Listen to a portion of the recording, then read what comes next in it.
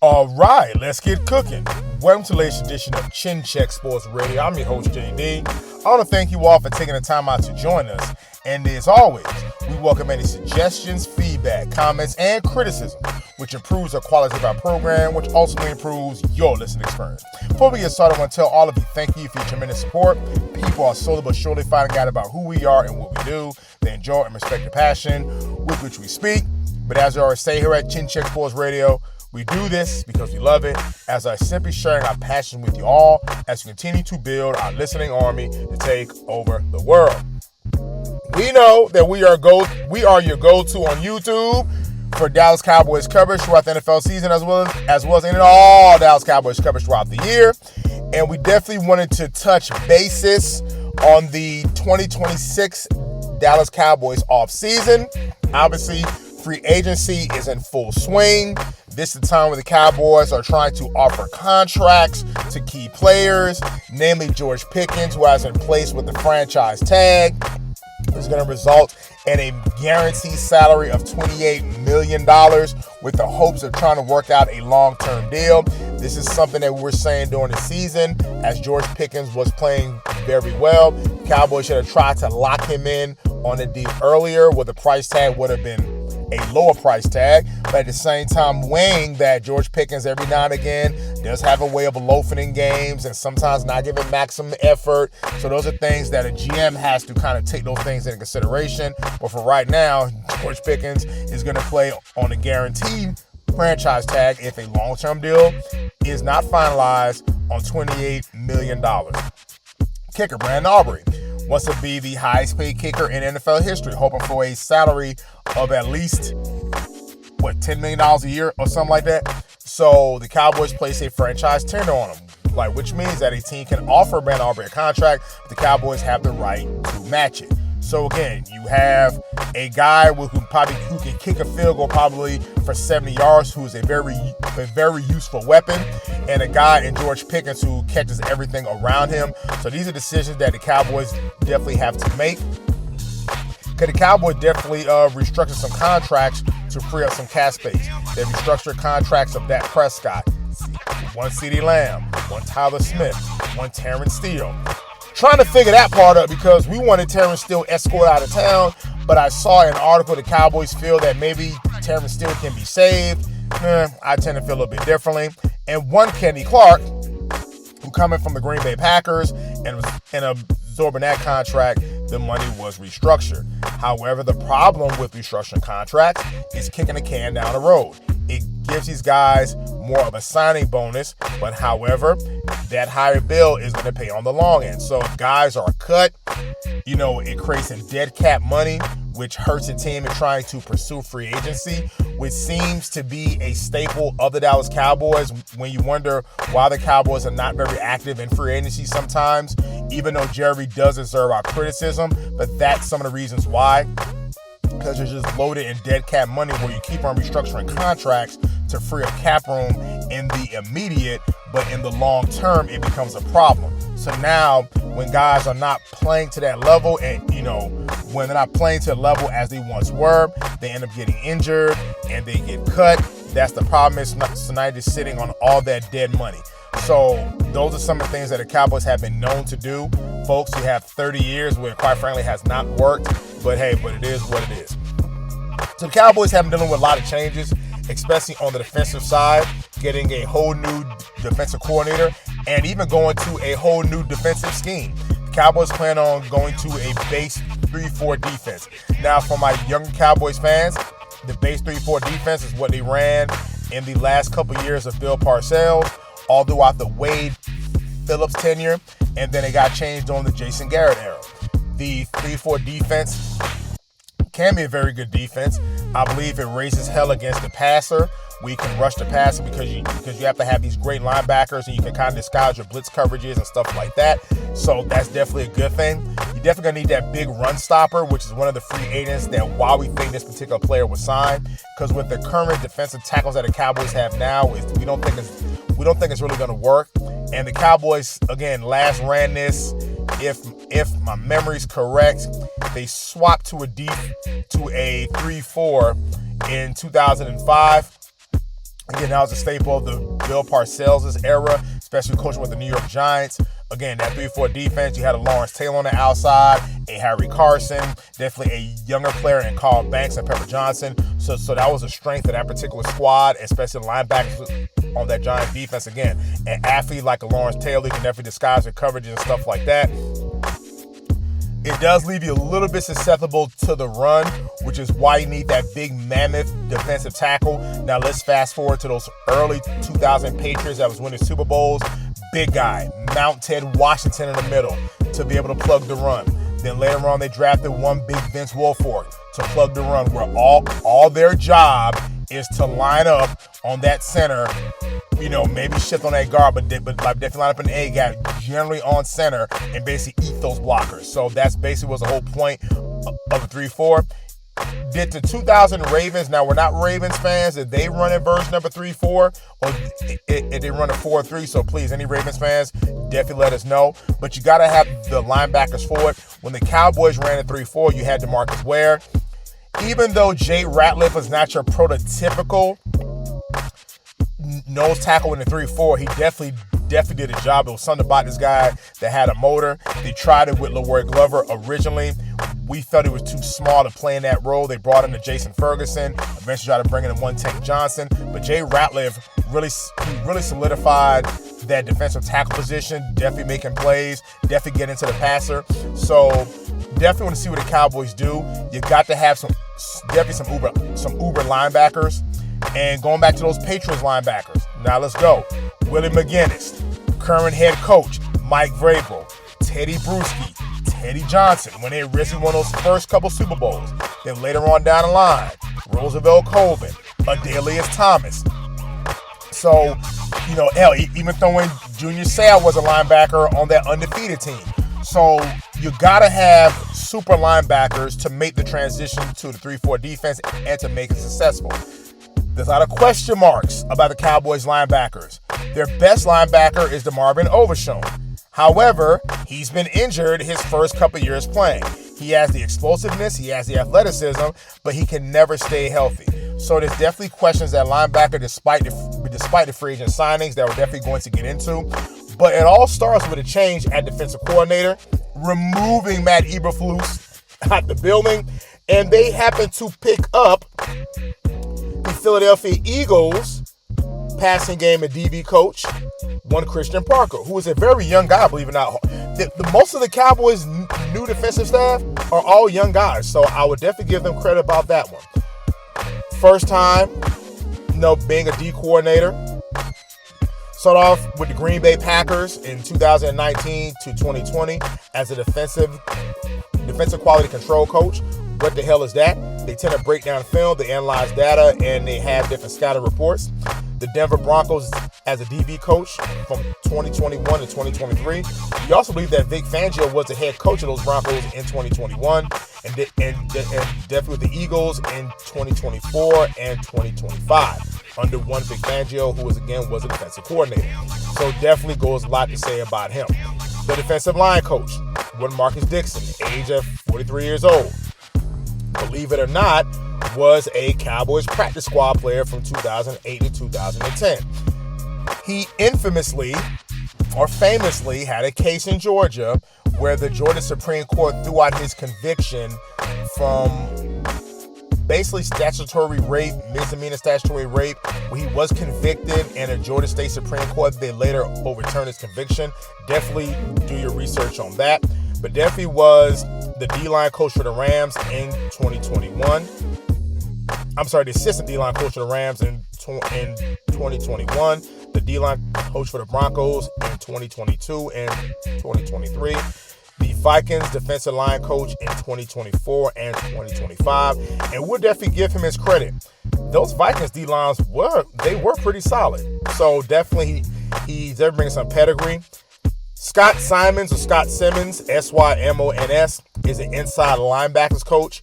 First time at this level coaching NFL. His last big job was at MSU, Southern Methodist University, the Mustangs, down in Dallas, and was the inside linebackers coach. So definitely his first time doing this, so definitely see how it goes. The outside linebackers coach is, all right, Dara Uzo Denby. Believe it or not, he played at Colorado, was an undrafted free agent. Him too was his first time, or this is his first time coaching at the NFL level. He was a University of Georgia outside linebackers coach from 2022 to 2025. They put a lot of guys in the NFL. Ryan Smith. He was definitely 3 seasons with the Cardinals as a secondary coach, and now he's coming to the Cowboys as a head secondary coach. One Robert Muschamp is the assistant secondary coach. He went to UGA and then came from the Chargers. And the assistant D-line coach is one Dimitri Brim, coming from Nebraska and later on Lehigh University, as well as University of Central Florida, UCF, and this is his first time at the NFL level. Folks, the oldest guy out of this particular group is 43 years old, and that's Marcus Dixon. So the Cowboys are definitely bringing in a lot of young players, and Derek Ansley, who is going to be another passing game coordinator and a DB coach, was the DB coach for the Raiders in 2018, the Chargers in 2021, 2022.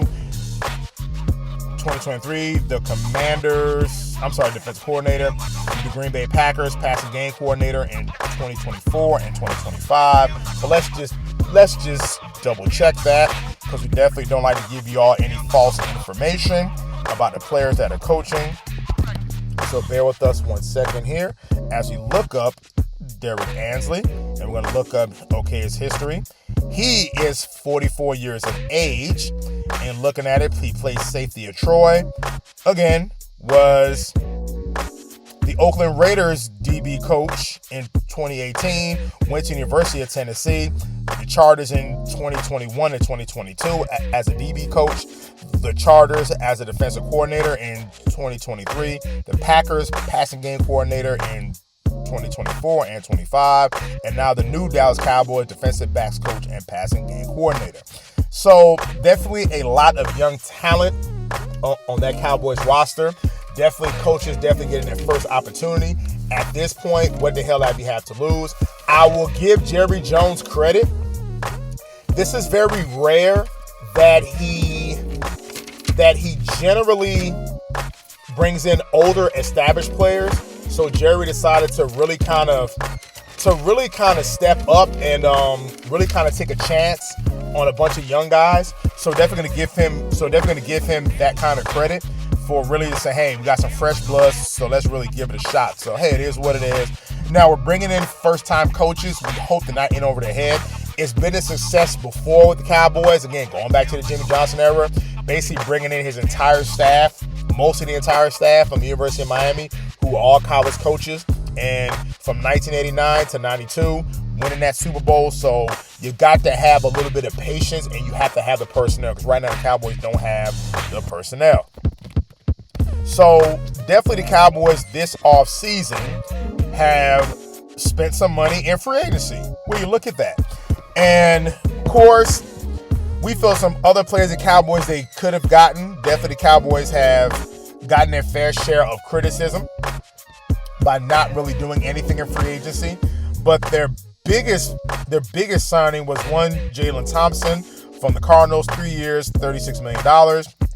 Okay, at safety, because yes, the safety play was rather atrocious. He's also playing alongside Malik Hooker.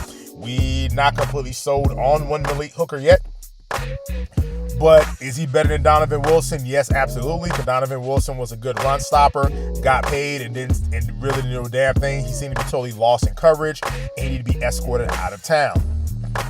With PJ Locke, 1 year, $5 million. Cornerback Kobe Durant, no relation to Kevin Durant, from Los Angeles Rams. He signed a 1-year deal. Nose tackle Otito Ogbonnia. That is the big 6'4", 320 pounds, 6'4", 330 pound guy who should man the middle in that 3-4 scheme. Offensive lineman Matt Hennessy, who should provide some depth at the tackle position. Again, Tyler Guyton is always injured, and we always have to kick out one Tyler Smith, to play tackle instead of just keeping him inside at guard. So that's providing depth. Again, not completely sold on one Terrence Steele, but hey, it is what it is. They picked up a backup QB at Sam Howell. and they traded for pass rusher Rashawn Gary, who comes from our home state of New Jersey, as well as Matt Hennessy, playing at Don Bosco Prep, and Rashawn Gary definitely coming from Plainfield, New Jersey. So we definitely see what the Cowboys going to do. I think Rashawn Gary will be extra for pass rushing. Now, the question is, are they going to sign Jadeveon Clowney? We think we can sign Clowney for some depth, but now the question is, if you keep Clowney and we sign Rashawn Gary, who's not gonna get some playing time, because everybody's not gonna be able to play. But however, in the 3-4 scheme, are they gonna be lining up as outside linebacker, rushing the passer? So that's for the coaches to actually decide that. Cowboys, they also signed defensive end Tyrus Wheat, who's coming back to the Cowboys. So we'll see what happens. I mean, that's just a beautiful thing about free agency. Hey man, it is what it is. They re-signed Sam Williams to a 1-year deal. We think Sam Williams should have been shown the door, because Sam Williams really hasn't, besides one decent season. What's that, in 21-22, he had a decent season?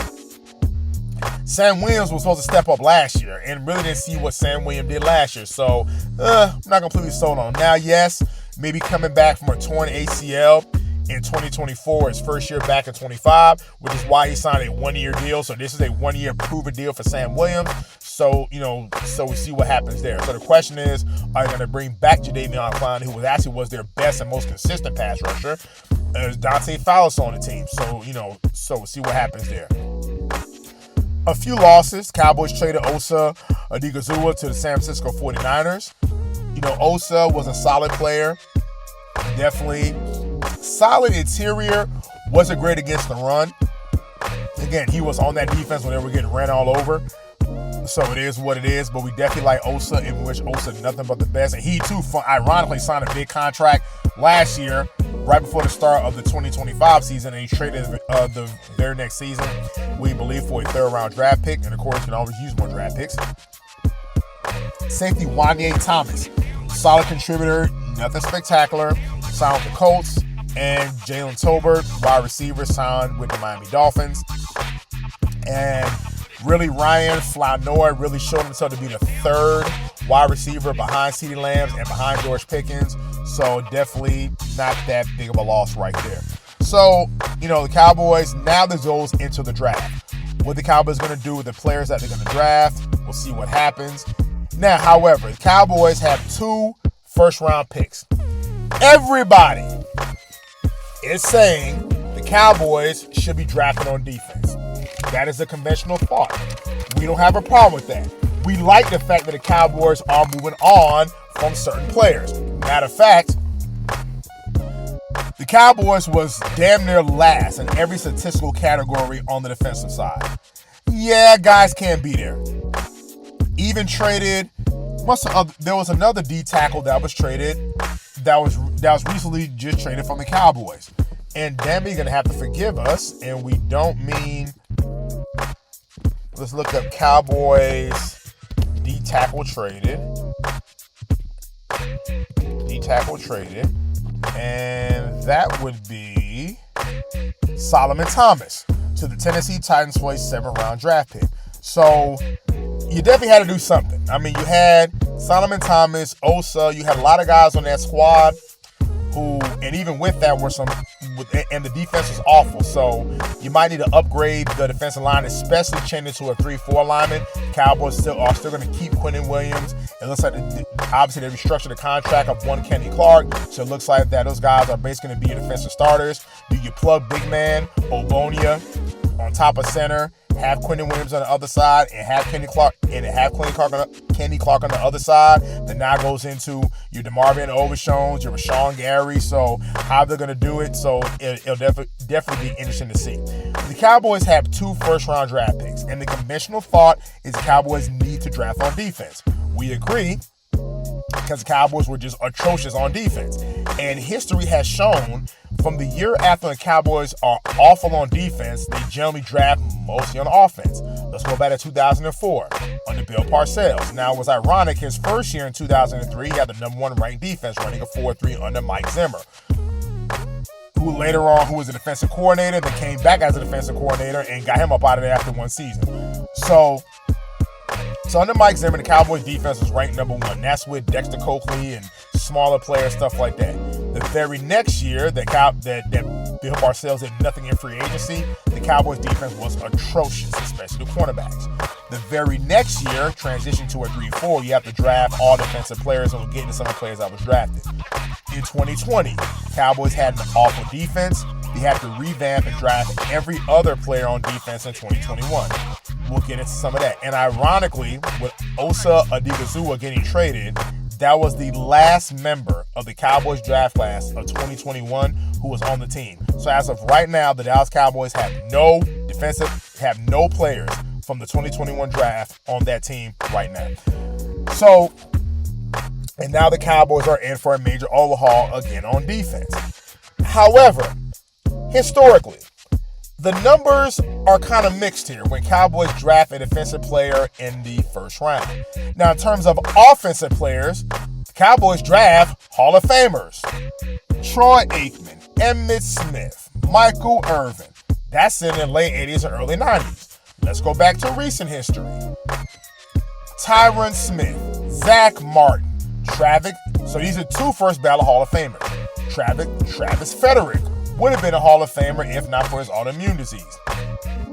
Tyler Smith has become a Pro Bowler and an All-Pro.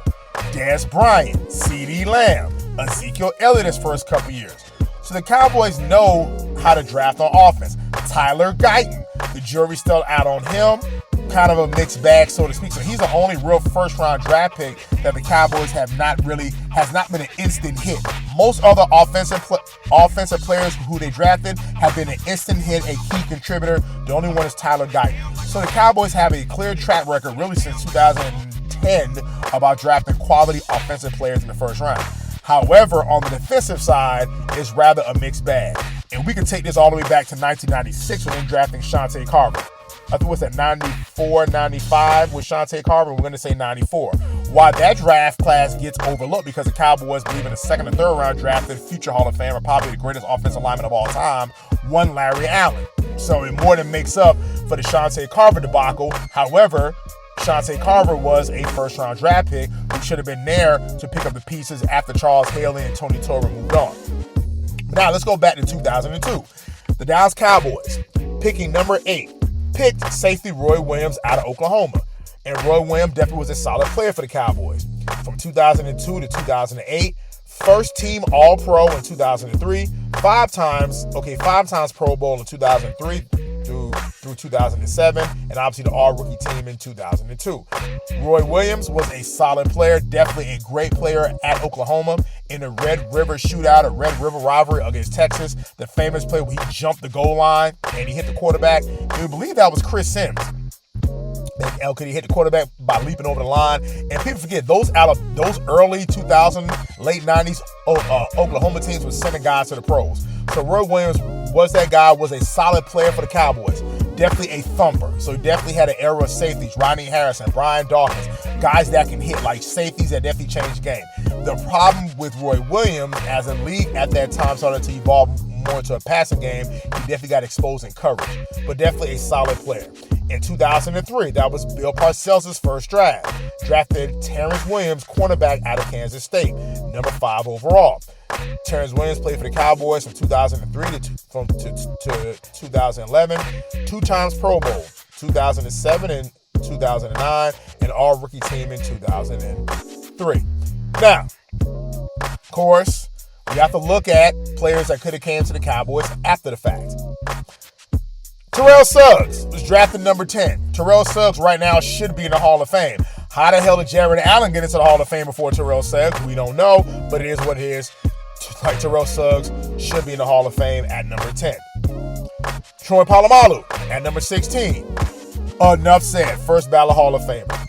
Charles Peanut Tillman. Second round, number 35. Rasheed Mathis. Second round, number 39. Believe it or not, Terrence Williams was an equal player to Rasheed Mathis. O.C. Umenyiora. Second round, number 56. Lance Briggs, who we have him as on our greatest defensive team, the greatest defensive team of all time. Lance Briggs should get more Hall of Fame consideration. Third round and number 68. Jason Witten was the very next pick, and Asante Samuel Sr. was drafted in the 4th round. So definitely, solid player, but definitely a mixed bag. So now, let's go to 2006. No, I'm sorry, the 2005 draft. The Dallas Cowboys drafted DeMarcus Ware. Well, that's kind of enough said. When you draft a Hall of Famer in the 1st round, that kind of more than makes up for it. We really can't get mad about that. So we definitely give Bill Parcells credit on that for drafting one DeMarcus Ware. Luckily, the Cowboys went with Ware instead of the more popular pick that was Sean Lights Out Merriman, and so happens that was the very next pick. So DeMarcus Ware was drafted number 11. Sean Merriman was drafted number 12. It is always funny about the long game.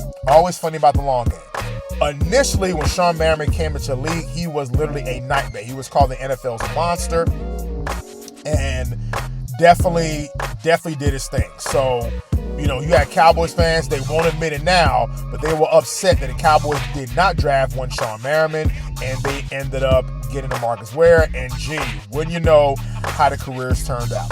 Cowboys in that draft, they later on drafted one Kevin Burnett, who was a solid player. However, a few picks after that was on Lofa Tatupu. And Lofa was a solid player, definitely out of USC, definitely on that Super Bowl squad in 2005. Cowboys drafted one Chris Canty, again, going back to that 2004 squad where the Cowboys had to overload that whole defense, again, going to a new defensive system. So the Cowboys had to do what they had to do by overhauling the defense. They drafted Chris Canty again in the 4th round at 132. Jay Ratliff he also came out of that draft. So would definitely give the 2005 draft definitely a thumbs up, because the Cowboys drafted some quality players, so you can't beat them up too much. In the 2006 draft, with the number 18 pick, Cowboys drafted Bobby Carpenter out of Ohio State, which we stated, why do they need a linebacker? That was not really a need for the squad at that time. Now, understanding, being around and old enough to actually remember what's going on, there really wasn't a position need. Nobody went into the 2006 draft and said the Cowboys needed additional linebacker help. Now, we know why he wanted it, but it was a hard thing to crack that roster with Kevin Burnett and Greg Ellis and DeMarcus Ware. A lot of veterans on that squad that it had been a hard thing to crack. However, the very next pick after that, from a defensive player in the 1st round, was Antonio Cromartie. Before he began populating the world, Antonio Cromartie was a solid cornerback out of Florida State. The very next player after that, Tamba Hali, who enjoyed a very successful career with the Kansas City Chiefs. Johnson Joseph, cornerback. So D'Amico Ryans went in the 2nd round. DeQuell Jackson from the Cleveland Browns went. Roman Harper went in the 2nd round. So Cowboys, Devin Hester, even though that wasn't really a need at cornerback or punt returner, but one Devin Hester went in the 2nd round. Tim Jennings played in the Pro Bowl. So drafting him, now the Cowboys did draft one Jason Hatcher in the 3rd round. He was a solid player. But again, going back to that 1st round draft pick, and one Bobby Carpenter was a wasted pick, and he really contributed nothing to the team. So let's fast forward here.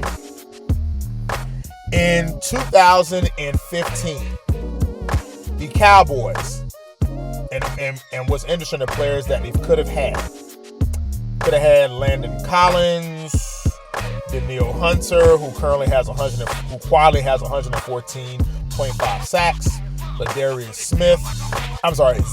Smith, Quan Alexander, Grady Jarrett, and Condre Diggs. The Cowboys draft Randy Gregory in 2015. Let that sink in. Randy Gregory. Folks, tell us, what did Randy Gregory do for the Dallas Cowboys? I'm just trying to figure that part out. What the hell did Randy Gregory do? Besides drug suspensions, poor play, inconsistent play, no discipline. We did a whole broadcast on him, stuff like that. So it is what it is. So definitely was not a great pick for the Cowboys. However, in that same draft, the Cowboys drafted one Byron Jones in the 1st round. Byron Jones his best season for the Cowboys was 2018. So that definitely was his best season. And now the reason why Byron Jones went first, because he tested, when I mean off the charts. I mean, we will give him that credit. He tested off the charts. And that's what forced the Cowboys to get him. However, in place was Landon Collins. So they could have had him. So, we read some of the players of the Cowboys who they could have had. But that very first round pick was Byron Jones, who was a solid player. So again, mixed bag. He really couldn't find the right position. He was a safety at one time and a corner at another time. So the Cowboys really didn't know what to do with him, really. In 2017, the Cowboys' first-round pick at number 28, Vitande Taco Charlton, out of Michigan. Ladies and gentlemen, folks, 2 picks after that was T.J. Watt. Same Big Ten conference now. Vitande Taco Charlton. Folks, tell me what the hell Taco Charlton did for the Dallas Cowboys. Absolutely nothing. T.J. Watt, who's going to the Hall of Fame, came 2 picks after that. A solid player and one Buda Baker, and one guy, Chidobe Awuzie, was drafted later on. 2018, the Dallas Cowboys drafted Leighton Vander Esch. Folks, the Dallas Cowboys got one damn good year out of Leighton Vander Esch, and that had to be his first season. After that, poor play, neck injuries, and everything else. Only played for the Cowboys from 2018 to 2023. Again, second-team All-Pro in 2018 and a Pro Bowl. Some players drafted after one Leighton Vander Esch: Shaquille Leonard, Fred Warner, Josh Sweat, and Zaire Franklin. So that really was not a long-term pick. We were only getting to the 2016 draft. I mean, a lot of good players. However, the Cowboys' first defensive player of that draft in 2016. Again, Ezekiel Elliott went in the first round. So we're not going to beat it up. That was a great pick, and it definitely paid dividends for about 3-4 years. However, their first defensive player chosen was Jalen Smith. Coming off the knee injury, had his best year in 2018, but some other players had to be drafted after Jalen Smith. Chris Jones, who's going to the Hall of Fame, Xavier Howard, Kevin Byard, Javon Hargrave, Justin Simmons, Miles Killebrew, and Matthew Judon. And just for quick giggles, Tyreek Hill Cheetah was drafted number 165 in the 5th round. In 2019, after losing the first-round pick in the Amari Cooper trade, the Dallas Cowboys' first defensive player drafted in the 2nd round was Tristan Hill. That Tristan Hill. Trying to figure out what the hell did Tristan Hill even do for the damn squad. Really nothing. We got nothing out of Tristan Hill. And this is somebody who was a 2nd-round pick, much like Randy Gregory, with character concerns, and the same character concerns, and the same work ethic issues, and the same lack of discipline show when he played for the Cowboys. And he was drafted, and he was their first defensive player. So again, even though Jalen Smith and Tristan Hill were not first-round draft picks, but they were the first Dallas Cowboys defensive player in their respective draft.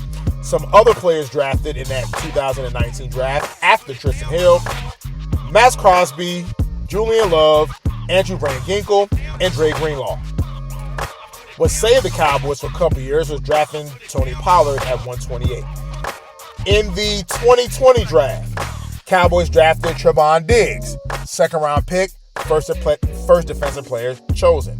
What helped out in that 2020 draft was them drafting CeeDee Lamb in the 1st round. We discussed the CeeDee Lamb draft pick, so that more than made up for it. In 2021, Micah Parsons definitely was a steal. He was right there, and everything worked out until this past season when he couldn't come to a contract negotiation, and Micah was traded to the Green Bay Packers. So, hey, man, it is what it is. But Micah Parsons was in that 2021 draft in the 1st round. That probably was their best defensive player from top to bottom. If you want to go back and we read off all the names here, their 1st-round talent, top defensive players drafted in the 1st round, maybe since Roy Williams, and that's going back to 2002. So that goes to show you how middle of the road Cowboys have been drafted on defense, and he was drafted number 12. Round 2, number 44, Kelvin Bossman Fat Joseph Or Kelvin, I'm in a drive-by. I'm inside of a vehicle doing a drive-by shooting and snitched on everybody in that car.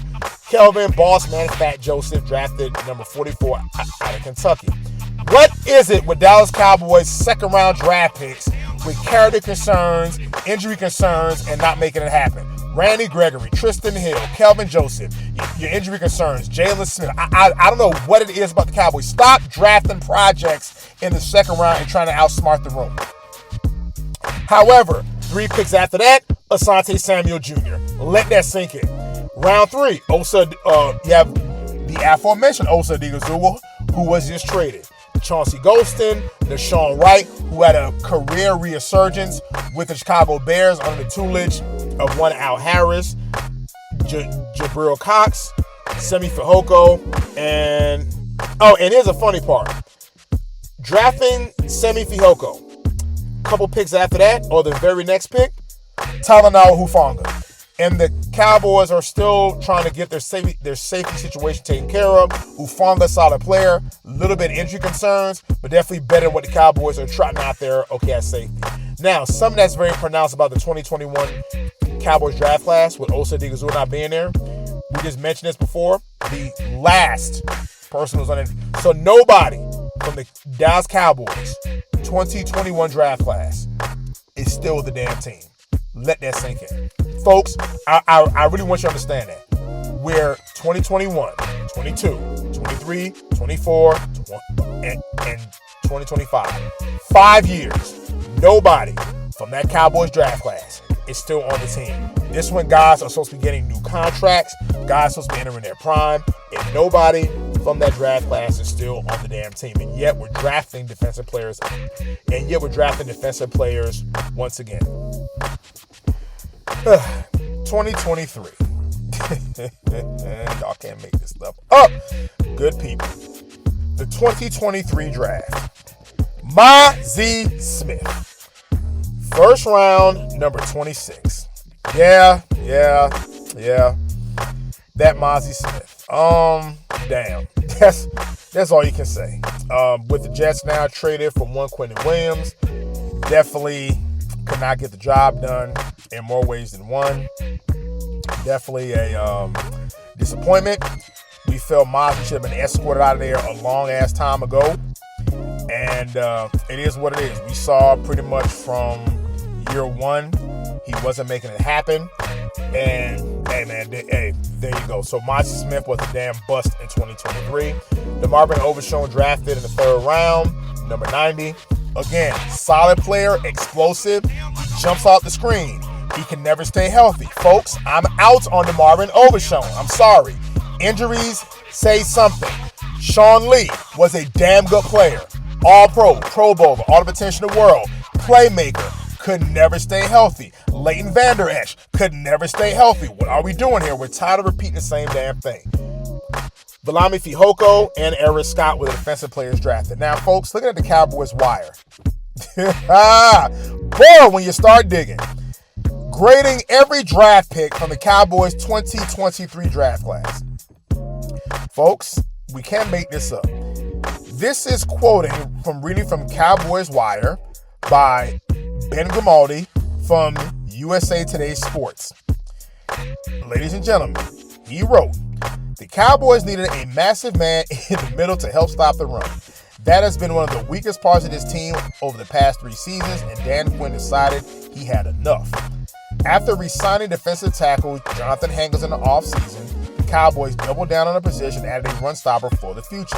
Hankins signed only for 1 year, and Smith, who was among college football's best run defenders over the last 2 seasons in Michigan, should learn from the veteran defensive tackle in his rookie season. Smith was also one of the best athletes in this draft, and the Cowboys drafted him for his freakish traits. The team believes he has more to offer than just run stuffing, which is why the rebuff trade advances and stayed at 26 to draft. Smith wasn't asked to pressure the quarterback in college, but Dallas feels that he's got that ability. Boy, that was a bad decision there, wasn't it? There were other intriguing options on the board when the team selected Smith, but the team decided to address an error that they have long ignored with quality talent. Draft grade, A-. Ha ha! Well, I'll be damned. A-. And we couldn't wait to trade his ass years later. DeMarvin Overshown. This pick feels more about securing depth than it does about the quality of player. Overshown is another prospect who has the athletic traits the team loves and the versatility to move around in defense. As a converted safety, Overshown has the speed and agility to be an elite coverage linebacker, a role in which he thrived in Texas. However, his film was inconsistent and pointed to his lack of consistency. Coaching, COVID year, injury. Wow, injury makes sense, but doesn't make the pick more secure. Overshown also has the size and strength to be a force in the running game as well as adept at blitzing. With the flexibility of Overshown and how Quinn likes to use his safeties at linebacker, CJ Ron Kearse, this feels like a perfect fit. The Cowboys could be thinking a year ahead and see Overshown as Kearse's eventual replacement, while also getting linebacker and special team snaps from him as a rookie. There's a lot to like about Overshown. This feels like a risk in the third round. Draft grade B-.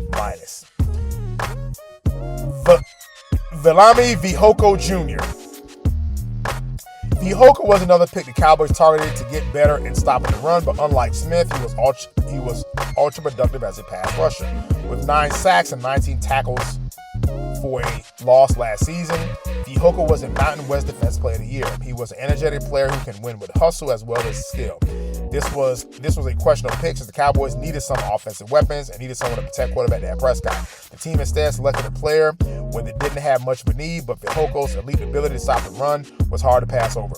The Cowboys' intention to move him inside, giving the defense more versatility, adds value to his selection as well. It felt like the right time to address the offense in the fourth round. The Cowboys continued to bulk up their rushing defense while adding to the pass rush. Draft grade B. 6th round, Eric Scott. Dallas really wanted Scott, trading a 2024 5th-round pick to select the cornerback. The question many had when his name was called was why. Scott did have 5 career interceptions, but he wasn't expected to go as high as where the Cowboys drafted him. Quinn and the scouts must have liked what they saw in Scott's private workout, as well as when he was one of the 30 official team visits. Scott has a few things the Cowboys love in the QBs. He's a fighter, working his way to Southern Mississippi after starting his career at JUCO. He gets his hands on a lot of balls and has length. With an over 80-inch wingspan, Scott had the 3rd longest reach of any QB in the draft, something the Cowboys coveted. Scott got a long way to go to make the roster. The depth chart has at least 6 QBs ahead of him, but he'll be in the mix to earn the spot this summer. Still, it seemed like a reach pick, especially considering the team traded for him. Draft grade C-. And those were defensive players. And by the way, Deuce Vaughn was in that draft. A.C. Richards was in that draft. Oh, and we also got to mention that big Quentin Bohanna was part of the 2021 draft class, and we got nothing out of him. So it is what it is. So we had to catch up on Dallas Cowboys news, and this is what we do. We definitely have fun at this. We definitely enjoy it. This is simply a hobby, a passion for us. We do not generate or try to generate any money for this, which brings us to reasons why people need to be put in their place. We get sick and tired of Cowboys fans pulling up stuff saying that, hey, the Cowboys look good over here, while neglecting the fact they have not done anything of relevance in the last 30 years. We have teams who are getting to NFC Championship games since when the Cowboys have last even been to an NFC Championship game. The Bengals, the Commanders, the Detroit Lions. So we have a serious issue with that. We're seeing teams, we have had multiple Super Bowl championship dynasties since the last time the Cowboys have been to an NFC Championship game. This is why you come to us for real Dallas Cowboys coverage and not just saying, hey, Cowboys this and Cowboys that, holding the team accountable and calling them out. So we have been noticing that Cowboys fans will post something up saying, hey, look how we beat the Colts in 2006. So what? Yes, the Colts are undefeated. They came down and lost the game. But the Colts did win the Super Bowl that year, and the Cowboys didn't even go to the NFC Championship game. And by the way, they lost in the wild card round. The Tony Romo missed fumble, which, believe it or not, we don't fault Tony Romo for that. We put a lot more to blame on Bill Parcells because they played a Seattle team that had literally guys who played quarterback who was literally off the street. Then we see other videos, hey, we beat the Saints in 2009 when they were undefeated. Yeah, the Saints win the Super Bowl that year. So we got to call it out. We're not going to sit up here and be happy that we won a game where the same team who we beat went to win the Super Bowl, and we have not sniffed the NFC Championship game since 1996. So we're pretty much hitting 30 years now. And of course, there's always one who wants to agree. Brad Wilson. I'm sure, like you said, nobody listening to this particular broadcast, and that's okay, because again, we do this for fun. But sir, you're a prime example of why hoes need to stay on the stroll. You see, because if your mama stayed on the stroll and was meant to make money, the world will be populated with somebody like you, since you're not listening to the broadcast. So that's our 2 cents on that one. So folks, we definitely have a lot of fun doing this. We're definitely going to be monitoring any more Dallas Cowboys, attractions. Any Dallas Cowboys transactions. Hopefully they become an attraction for all the right reasons. But of course, now we have to go to the draft. Again, the Dallas Cowboys have 2 first-round draft picks. These first-round draft picks are going to have to make the team.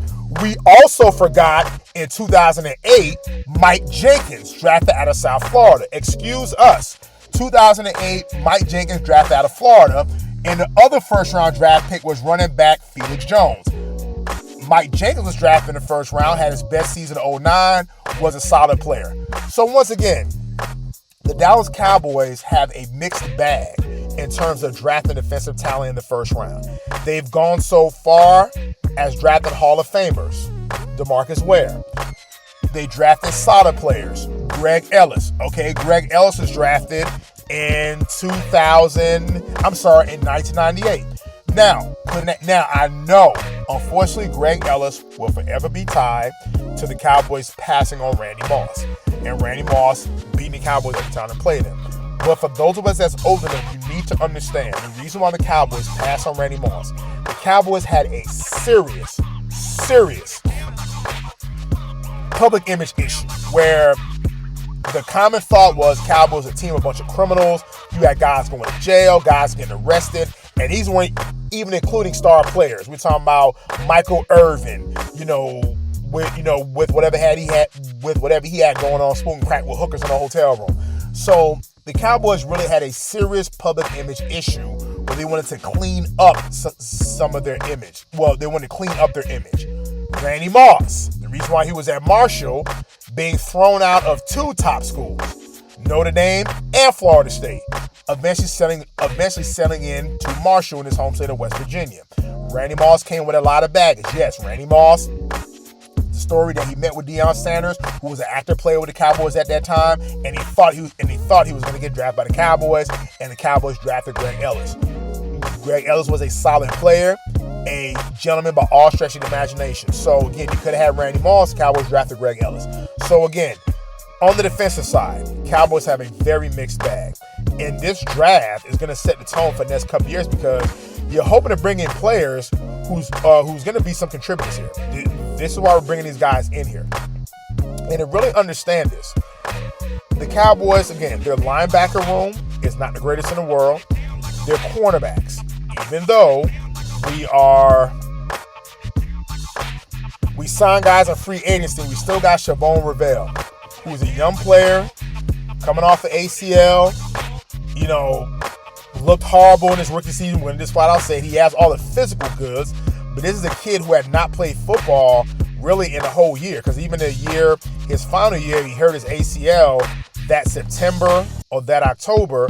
So basically his rookie year was the equivalent of his senior year in college or his final year in college. So one can only hope that he continues to improve and progress. Kalen Carson looked awful in 2024. We don't know what the hell he got going on. It's just, folks, are we really sold on Kalen Carson? Seriously. Like the man looked, and that was with Al Harris. So, the man looked awful, but Trevon Diggs is gone. Deron Bland, brother, I need you to step up, brother. You got some good money last year, and don't really see much of what you did, brother. I really don't see. Boy, you were picking everything off and making house calls with it. I'm talking head back running to the house. And after signing that contract, didn't see anything last year. So the Cowboys are going to require some serious improvement from their secondary. So the question is, do you get another edge rusher? Do you bring in one of the top cornerbacks? Again, that's for the team to decide. But we just gave you the players that drafting defensive players in the first round has not really been a strength of the Dallas Cowboys. So that's something that they're going to have to try to change that narrative, and it starts in next month's draft. And until the next time, this is Chin Check Sports Radio. Signing out.